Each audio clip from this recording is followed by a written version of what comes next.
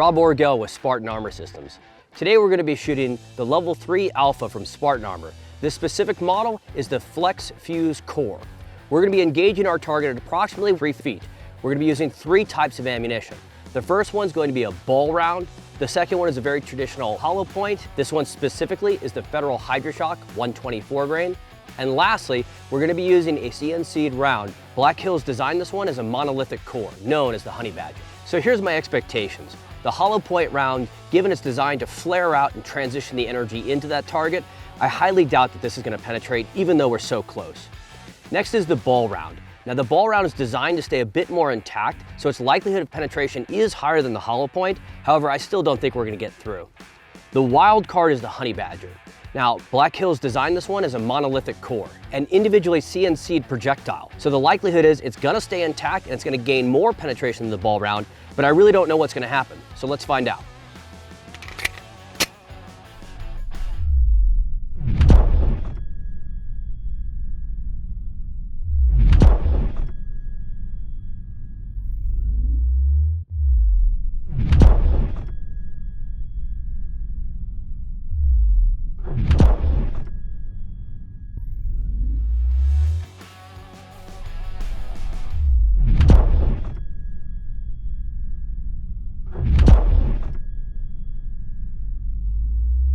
All right, so here we've got the hollow point, the ball round, and the HoneyBadger.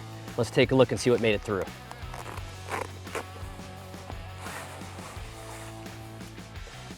So as I'm pulling the plate out, we can see the hollow point of the Federal Hydra-Shok entered here, came into the Flex Fused Core and got absorbed, spread out across all of it, and no penetration got made, as well as very little backface deformation. So this guy got hurt, but he probably stayed up and kept fighting. So here you see the 9mm ball round made its way into the vest and into the Level 3 Alpha Flexed Fused Core. However, it did not make it very deep. It got absorbed and spread across of this plate. So you might have gotten knocked down, but you've got no penetration and you're probably still in the fight. So here the Black Hills HoneyBadger made its way into the vest and into the Level 3 Alpha Flexed Fused Core. Now this round is designed to stay intact and make penetration. And even though it's specifically designed to get through stuff, it did not make it through this body armor. In fact, there is some backface deformation, so it did hurt, but this fighter is still good to go and there is no penetration. In this demonstration, we're going to be using the same ammunition. However, we're going to be engaging the Spartan Armor Systems 3 Alpha Armis. Now, unlike the previous set, this is a hard plate. So what I expect is it's going to spread that impact across a greater surface area, while the backface deformation being permanent will be much more obvious.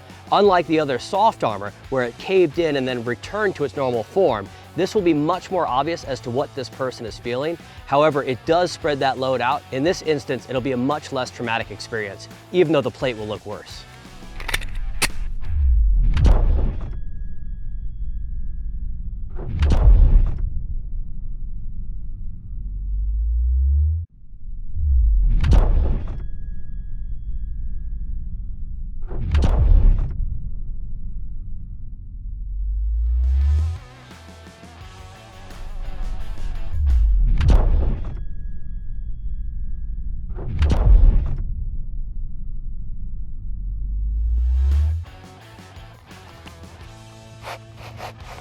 So here we can see the Armis 3 Alpha took all 3 rounds, and there is some backface deformation, but it's really not that bad.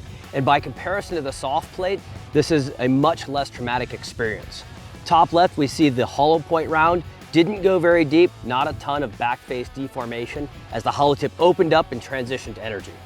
The ball round made it a little bit deeper. You can see the penetration amount. However, none of these rounds made it through.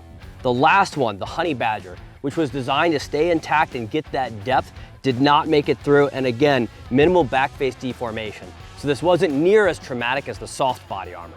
In this demonstration, we're going to be shooting the Spartan Armor 3A Wraparound Concealment Vest. To show its multi-hit capability, we're going to be using an H&K MP5 machine gun at about 2-foot distance.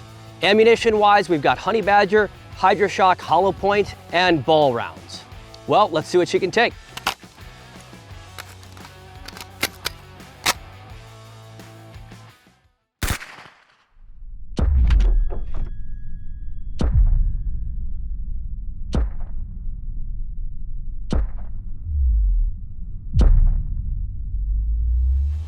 Wow, we can see 1, 2, 3, 4, 5 rounds starting from the bottom, working its way up.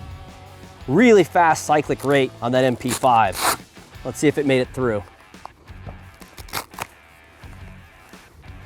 Nothing made it through. And you know what a good note is? We hit on the bottom edge here. And the hardest spot on the armor to stop a bullet is on the edges. Because as soon as that round enters, it could take the path of least resistance and get around it and sneak past the body armor. So if you're getting edge impacts that are stopping bullets, it means you've got great body armor. Now, of course, they are a little bit spread out. I let the gun kind of walk as I fired. This would be like strafing rounds. Now, it'd be cool to see if we can defeat this. So you'll notice that other companies, they'll spread their rounds out across the body armor and hit it 50, 70, 80 times. Who cares? Let's actually try to place rounds on top of rounds and find what failure looks like. It's not always about winning, it's also about knowing the limits of that equipment. If you keep shooting with all the different rounds, it's gonna make its way through. Everything's gonna have its limits.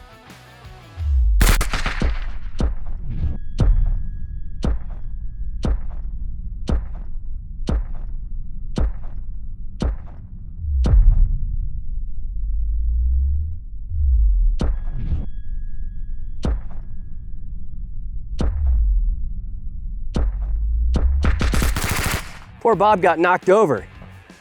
Stacking several rounds in his chest looked like it hurt quite a bit. And even though it's weighted down, it still knocked him over. You can see I've got multiples all in the same hole right here. The cool thing about the MP5, makes it really easy to control on full auto. Oh yeah, there's penetration.